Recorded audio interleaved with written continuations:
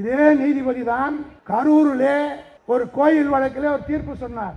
என்ன தீர்ப்பு தெரியுமா?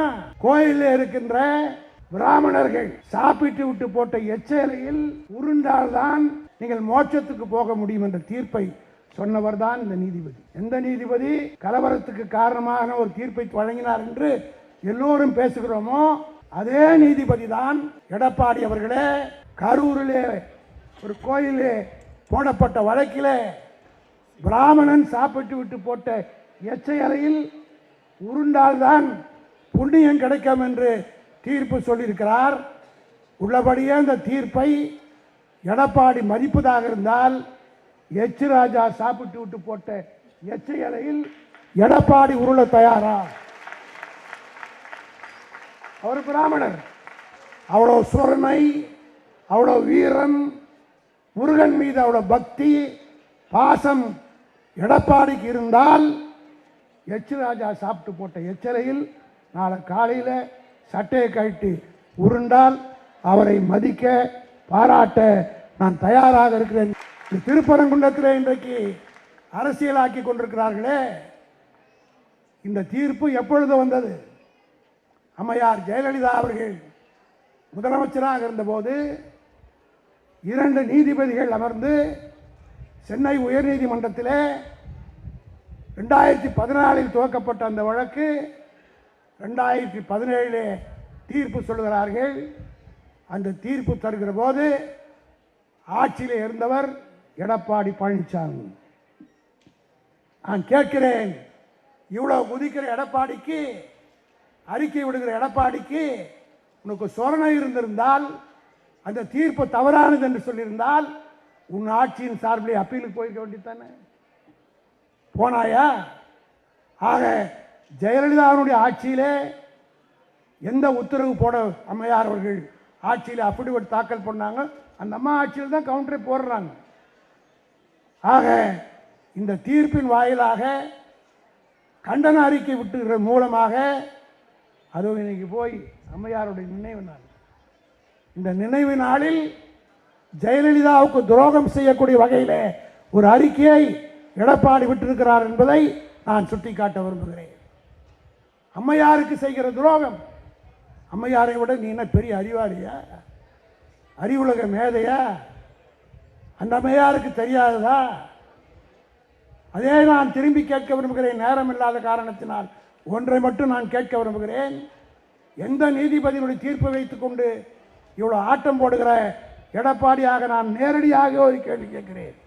அறிக்கை விடுகிற அறவேக்காட்டு அரசியல்வாதிகள், பாராளுமன்றத்திலே கூலிக்காக பேசுகிற ஒரு அமைச்சர், இங்கே வேல் அவரை தான் முதல்ல பிடிச்சிட்டு வந்தார். முருகன் பேர் வச்சிருந்தவங்களாம் முருகன் ஆகிவிட முடியாது. அவர் அங்கே இன்றைக்கு பாராளுமன்றத்தில் தவறான தகவல் எல்லாம் சொல்கிறார். அவருக்கு நான் இங்கே இருந்து சொல்கிறேன், முருகனுக்கு அறுபடை வீடு. அறுபடை வீடு எங்கே இருந்து ஆரம்பிக்கிறது என்றால் திருச்செந்தூரிலே. அந்த திருச்செந்தூர் தொகுதியினுடைய சட்டமன்ற உறுப்பினர் இங்கே உட்கார்ந்திருக்கிற அனிதா ராதாகிருஷ்ணன், அந்த முருகனுக்கு வழிபடுகிற அத்தனை பேரும் இந்த ராதாகிருஷ்ணன் அனிதாவைத்தான் திருச்செந்தூரிலிருந்து வெற்றி பெற செய்தார்கள். ஆனால் நீங்கள் ராமருக்கு கோயில் கட்டினீர்கள் அயோத்தியிலே. என்ன ஆச்சு? அயோத்தி தொகுதியிலே பிஜேபியில போட்டியிட்ட வேட்பாளர் தோற்று ஒரு ஜெனரல் சீட்ல ஒரு ஹரிஜனை நிக்க வச்சு இந்தியா கூட்டணியின் சார்பில் வெற்றியை தேடி கொடுத்த ராமர். ராமரும் எங்க பக்கம்தான், முருகரும் எங்க பக்கம்தான். முருகராலும் ராமராலும் விரட்டி அடிக்கப்பட்டவர்கள் தான் மோடியும் அமித்ஷாவும். இது ஒரு வித்தியாசமான நிகழ்ச்சி. காரணம், திராவிட முன்னேற்ற கழகத்தின் சார்பில் தமிழ்நாடு பூராவும் நடைபெறுகிற நிகழ்ச்சிகளுக்கும் இன்றைக்கு இந்த அரங்கத்தில் நடைபெறுகிற நிகழ்ச்சிக்கும் ஒரு வித்தியாசம் இருக்கிறது என்று சொன்னால், எதையுமே வித்தியாசமாக செய்யக்கூடிய ஆற்றல் தான் நம்முடைய சேகர்பாபுக்கு உண்டு. அந்த வகையிலே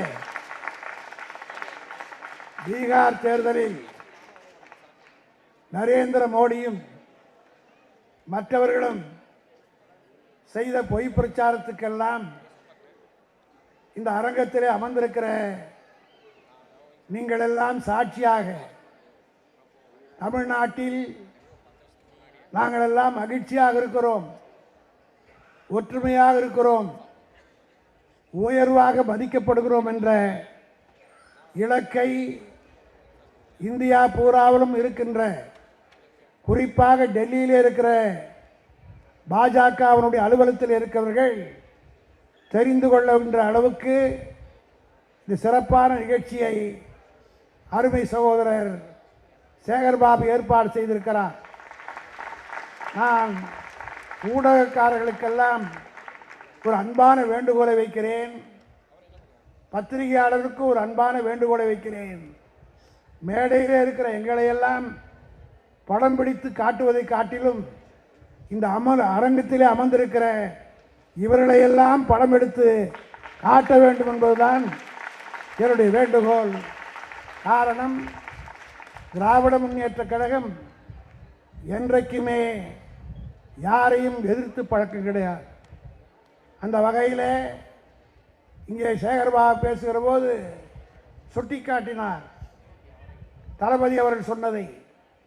வாக்களித்தவர்களுக்கு மட்டுமல்ல, வாக்களிக்காதவர்களுக்கும், வாக்களித்தவர்கள் ஒரு நல்லவர்களுக்கு வாக்களித்தோம் என்று பெருமைப்படுவார்கள், வாக்களிக்காதவர்கள் இப்படிப்பட்டவருக்கு வாக்களிக்கவில்லையே என்று வேதனைப்படுவார்கள் என்று உணர்த்துகிற வகையிலே தான் இங்கே அரங்கத்தில் அமர்ந்திருக்கிறீர்கள். இதை பார்க்கிற போது எனக்கு மிகுந்த மகிழ்ச்சி.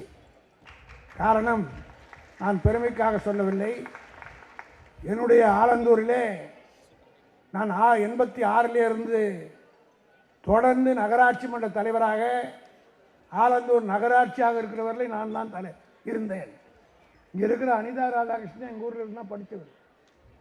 அவர் திருச்செந்தூர் எம்எல்ஏ இருக்கலாம், ஆனால் எங்கள் ஊரில் இருந்தால் அவருடைய படிப்பு ஆரம்பித்தது. அந்த ஊரிலே நான் 86 நகராட்சி தலைவராக வருவதற்கு காரணமாக இருந்தவர்களே வடநாட்டுக்கு இருந்து எங்கள் ஊருக்கு வந்த பிஜிராஜ், சஜன், ஹுக்கும்சந்த் போன்ற ஜெயின் சமுதாயத்தை சார்ந்த மிகப்பெரிய பணக்காரர்கள் இருந்தார்கள். ஆலந்தூரில் இருக்கிற பாதி சொத்து அவர்களுக்குத்தான். அப்பொழுது நான் நகரமன்ற தலைவரானவுடன் அவர் எனக்கு பாராட்டு கூட்டத்தை நடத்துகிற போது இதே போல அரங்கத்தில் நான் பேசினேன். நான் இட்டுக்கட்டி சொல்லவில்லை. உங்களுக்கு தெரிந்தவர்கள் யாராவது ஆலந்தூரில் இருந்தால் கேட்டு தெரிந்து கொள்ளுங்கள். பொதுவாக வடநாட்டில் இருந்து வந்திருக்கக்கூடிய ஒரு ஓட்டப்பு வெளியே வந்து போட மாட்டாங்க. காரணம், யாராண்டா நமக்கு என்ன இருந்திருப்பார்கள். ஆனால் ஒவ்வொரு தேர்தலிலும் நான் போட்டியிடுகிற போது கியூவிலே நின்று முதல்ல வாக்களிக்கக்கூடியவர்கள் என்னுடைய பகுதியிலே வாழ்ந்த வடநாட்டு மக்கள் தான் என்பதை நான் நன்றி உணர்வோடு இன்றைக்கு சொல்லுகிறேன். ஏன் இதை குறிப்பிடுகிறேன் என்று சொன்னால், 86 முதல்ல ஒரு 4-5 பெரியவர்கள் தான் ஆதரித்தார்கள். அதற்கு பிறகு ஒவ்வொரு, குறிப்பாக 2001 தேர்தலிலே அன்றைக்கு இருந்த ஜெயலலிதா மீது நான் சுப்ரீம் கோர்ட்டிலே ஒரு வழக்கு போட்டேன். அதற்காக என்னுடைய ஆலந்தூரில் எல்லா பூத்தையும் கேப்சர் பண்ணி நான் வரக்கூடாது என்றே திட்டமிட்டு செயல்பட்டார். 20 பூத்துகளை கேப்சர் பண்ணி ஓட்டு போட்டாங்க. ஆனால் ஓட்டு போட்டோம் புத்திசாலித்தனமாக போடலை. 2200 ஓட்டுக்கு தான் 2300 ஓட்டை போட்டான். ஆகவே எல்லோரும் சுட்டி காட்டியதைப் போல நான் யாரையும் நம்பவில்லை. என்னுடைய கருப்பு கோட்டை நம்பி வழக்கறிஞர் முறையில் மறு தேர்தலுக்கு ஒரே ஒரு கோரிக்கை தான் வைத்தேன். Total votes polled, total vote எவ்வளவு, இந்த கணக்கை காட்டுங்கன்னு எடுத்து பார்த்தா டோட்டல் நம்பர் ஆஃப் ஓட்ஸு 2100 இருக்குது. எப்போவுமே பூத்தில் 200 ஓட்டு அதிகமாக கொண்டு வந்துதான் அந்த 200ஐயும் சேர்த்து போட்டான். கள்ள ஓட்டு போடுற வருவேன் அவனுக்கு கொடுத்த அசைன்மெண்ட்டை முடிக்கிறதுக்காக குத்தி போட்டு போயிட்டான். இதை பார்த்தவுடன் தேர்தல் அதிகாரிகளும் மீற உடையவில்லை. 2 நாட்களில் அடுத்த நாள் தேர்தல் வச்சாங்க 20 பூத்துக்கு. நான் பெருமைக்காக சொல்லவில்லை, பொதுவாக ரீபோலுக்குன்னா வரவே மாட்டாங்க. அந்த தேர்தலில் நடைபெற்ற அக்கிரமத்தை பார்த்து வடநாட்டில் இருந்த அத்தனை பேரும் ரீபோலுக்கு வந்து என்னை ஓட்டு போட்டு 8400 ஓட்டில் வெற்றி பெற செய்தார்கள். இதை நான் ஏன் குறிப்பிடுகிறேன் என்றால் 2021 சேகர்பாபுக்கு வாக்களிக்காதவர்கள் கூட 2026 நிச்சயமாக எப்படி கழித்தார்களோ அதை போல் அடிப்பார்கள். காரணம் அதுதான் அவருடைய மனப்பான்மை என்பதை நான் அறிந்திருக்கிறேன். அது மட்டுமல்ல, உங்களிலே ஒருவரை மாநகராட்சி மன்றராக உதயசூரியனை நிற்க வைத்து வெற்றி பெற செய்தவர் சேகர்பாபு என்பதில் யாரும் மறந்துவிட மாட்டார். ஆக இந்த விழா என்பது உள்ளபடியே மிகுந்த ஒரு மகிழ்ச்சியான விழா, ஒற்றுமைக்கு எடுத்துக்காட்டாக விளங்கும் விழா. இதையெல்லாம் பார்த்து தாங்கிக் கொள்ள முடியாமல் தான் ஒரு கூட்டம் திட்டமிட்டு இந்த ஆட்சிக்கு தமிழ்நாட்டிலே அனிதா சுட்டிக்காட்டியதை போல, சேகர்பாபு சிங்கமென இங்கே கர்ஜித்ததை போல எங்களை எந்த கொம்பனாலும் விமர்சிக்க முடியவில்லை. அதனால்தான் இங்கே சேகர்பாபு சுட்டிக்காட்டியதை போல முருகனை வேலிலே கையிலே எடுத்தார்கள். பிறகு இதே திருப்பரங்குன்றத்திலே ஒரு மிகப்பெரிய நிகழ்ச்சியை நடத்தி காட்டினார்கள். ஆனால் அவர்களுக்கெல்லாம் நான் தெரிவித்துக் கொள்கிறேன், இங்கே சேகர்பாபு குறிப்பிட்டதைப் போல முருகன் தளபதிக்குத்தான் வேண்டியவன், திராவிட முன்னேற்ற கழகத்துக்குத்தான் வேண்டியவன் என்பதை இப்பொழுதல்ல, 2021 நடைபெற்ற சட்டமன்ற தேர்தலிலே அறிக்கை விடுகிற அறவேக்காட்டு அரசியல்வாதிகள், பாராளுமன்றத்திலே கூலிக்காக பேசுகிற ஒரு அமைச்சர், இங்கே வேல் அவரை தான் முதல்ல பிடிச்சிட்டு வந்தார். முருகன் பேர் வச்சிருந்தவங்களாம் முருகன் ஆகிவிட முடியாது. அவர் அங்கே இன்றைக்கு பாராளுமன்றத்திலே தவறான தகவல் எல்லாம் சொல்கிறார். அவருக்கு நான் இங்கே இருந்து சொல்கிறேன், முருகனுக்கு அறுபடை வீடு. அறுபடை வீடு எங்கே இருந்து ஆரம்பிக்கிறது என்றால் திருச்செந்தூரிலே. அந்த திருச்செந்தூர் தொகுதியினுடைய சட்டமன்ற உறுப்பினர் இங்கே உட்கார்ந்திருக்கிற அனிதா ராதாகிருஷ்ணன். அந்த முருகனுக்கு வழிபடுகிற அத்தனை பேரும் இந்த ராதாகிருஷ்ணன் அனிதாவைத்தான் திருச்செந்தூரிலிருந்து வெற்றி பெற செய்தார்கள். முதல் வீடு திருச்செந்தூர், அடுத்த வீடு முருகனுக்கு பழனி. அந்த முருகனின் பழனி முருகன் திருச்செந்தூர் முருகனுக்கு ஒன்று நான் குறைத்தவன் அல்ல. நீ மட்டும் உதயசூரனை ஜெயிக்க விட்டால் போதுமா, நானும் உதயசூரனை ஜெயிக்க வைக்கிறேன் என்று ஐபி செந்திலே அங்கே பழனியே என்று வெற்றி பெற செய்தார்கள். அதற்கடுத்து கீழே வருகிற பழமுதிர் சோலை, அது இன்னொரு வீடு, முருகனுடைய வீடு. அங்கே யார் என்று சொன்னால் இன்னொரு அமைச்சராக இருக்கக்கூடிய நம்முடைய மூர்த்திக்கு உதயசூரிலே போட்டு வெற்றி பெற்றார். அதற்கடுத்து கீழே வந்தீர்களே ஆனால் கும்பகோணத்தில் பக்கத்தில் இருக்கிற சுவாமி மலை, அந்த சுவாமி மலையிலே அனிதா ராதாகிருஷ்ணன் திருச்செந்தூர் முருகன் ஓட்டு போட்டார். பழனியிலே ஐபிக்கு போட்டார்கள், பழமுதிர் சோலையில் மூர்த்திக்கு போட்டார்கள். அவர்களெல்லாம் முஞ்சக்கூடிய வகையிலே மு.க.ஸ்டாலின் சின்னமான உதயசூரிலே போட்டியிட்ட ஜவஹர்லா என்ற ஒரு இஸ்லாமியரை வெற்றி பெறுகிறேன் என்று அந்த சாமி மலை நமக்கு போட்டது. அடுத்து நேராக அங்கே இருந்து புறப்பட்டு எந்த வாகனத்தில் ஒன்றாலும் வரலாம். அந்த எந்த வாகனம் என்பதை பிஜேபியே முடிவு செஞ்சிட்டோம். முருகன் அவர் விருப்பப்பட்ட வாகனத்திலே வந்து திருத்தணி மலையில் உட்கார்ந்திருக்கிறார். அந்த திருத்தணி தொகுதியிலும் சந்திரன் என்கிற உதயசூரியன் சின்னத்திலே போட்டிட்ட திமுக காரன் தான் வெற்றி பெற்றான். இப்போ நான் கேட்கிறேன், முருகன் யார் பக்கம் இருக்கிறார்? அறுபடை வீட்டிலும் உதயசூரனுக்கு ஓட்டு போட்டு இந்த நாட்டிலே மு.க.ஸ்டாலின் தான் ஆள வேண்டும் என்று உத்தரவு போட்டுவரே அறுபடை வீட்டில் இருக்கிற முருகன் தான். ஆனால் நீங்கள் ராமருக்கு கோயில் கட்டினீர்கள் அயோத்தியிலே. என்ன ஆச்சு? அயோத்தி தொகுதியிலே பிஜேபியில் போட்டியிட்ட வேட்பாளர் தோற்று ஒரு ஜெனரல் சீட்ல ஒரு ஹரிஜனை நிக்க வச்சு இந்தியா கூட்டணியின் சார்பில் வெற்றியை தேடி கொடுத்த ராமர். ராமரும் எங்க பக்கம்தான், முருகனும் எங்க பக்கம்தான். முருகராலும் ராமராலும் விரட்டி அடிக்கப்பட்டவர்கள் தான் மோடியும் அமித்ஷாவும். அவர்களை தூக்கி வைத்துக் கொண்டு நேற்றைக்கு தினம் தீர்ப்பை வழங்கினார். தீர்ப்புக்குள்ளே நான் போக விரும்பவில்லை. ஆனால் ஒன்றை மட்டும் சொல்கிறேன், ஒரு தீர்ப்பு இங்கிருந்து வந்தால் அதுவே இறுதி தீர்ப்பு இல்லை. அதை வைத்துக்கொண்டு யாரும் கொண்டாட வேண்டாம். உதாரணத்திற்கு சொல்கிறேன், நானே போட்ட வழக்கில் பல தீர்ப்புகள் அப்படி வந்திருக்கிறது. இங்கே எல்லோரும் சுட்டி காட்டியதை போல அம்மையார் ஜெயலலிதா ஆட்சியில் இருக்கிற போது முதலில் டான்சி வழக்கை போட்டவனே நான் தான். அந்த வழக்கிலே கீழ்கோர்ட்டிலே அம்மையாருக்கு தண்டனை கிடைத்தது. 2001 தேர்தலில் அந்த அம்மையார் போட்டியிட்டார். முதலமைச்சராக தண்டனை பெற்றிருந்த காரணத்தால் வர முடியவில்லை. ஆட்சி அமைந்தவுடன் அவசரமாக சென்னை உயர்நீதிமன்றம் விசாரித்து அம்மையாருக்கு விடுதலை கொடுத்தது. ஆனால் நான் விடவில்லை. உச்சநீதிமன்றத்திற்கு அப்பீலுக்கு சென்றேன். அங்கே ஜெயலலிதா சரணடைந்து டான்சி நிலத்தை ஒப்படைக்க செய்த கட்சி திராவிட முன்னேற்ற கழகம். அந்த உச்சநீதிமன்றத்தில் ஜெயலலிதாவை கடுமையாக கண்டித்து விட்டார்கள். அது ஒரு கேஸ்.